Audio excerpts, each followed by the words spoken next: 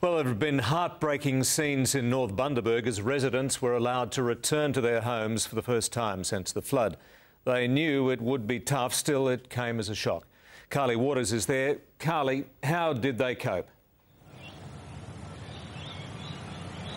Rod, it was confronting and traumatic. They've been waiting so long to see the damage, and when they finally did, they couldn't believe how bad it is.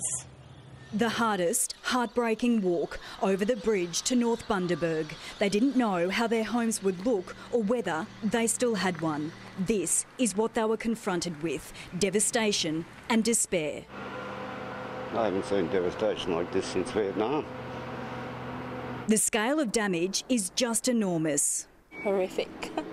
Could never imagine possible that it could come to this. Homes have collapsed, streets are sinkholes, caravans and cars washed away, businesses and boats battered. So many people experiencing so much hurt. I know that the people who are walking over there are coming to terms with a lot of loss, a lot of grief. 72-year-old Judith Richardson was rescued from her neighbour's roof. She lost everything in a fire once, now a flood. She won't rebuild. My husband just died a couple of years ago, and yeah, a lot of photos and things. His personal things, and yeah, it's hard. Really hard. 3 houses home to 3 generations of Teresa Barnes' family are damaged. It's our family home.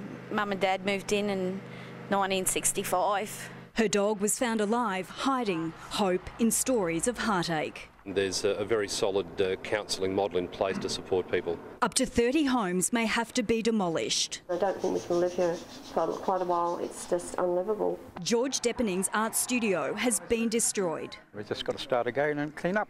Jourdain Buchanan's autistic son has lost all his toys. If we brought him back to show him his room, I think it would traumatise him. The people here have such a tough job ahead. It'll take so long to rebuild homes and lives. Right now, it's hard to know where to start.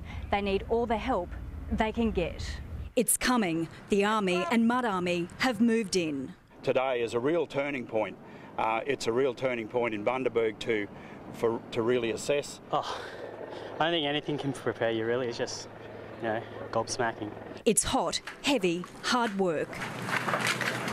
800 volunteers have registered. More are expected to arrive tomorrow. We're all going to have to pitch in and help this time, you know, to get everyone back. We've just recovered from the other one. They'll get there slowly. Like a war zone. How do you recover from something like this? How to recover from a war? In Bundaberg, Carly Waters, 7 News.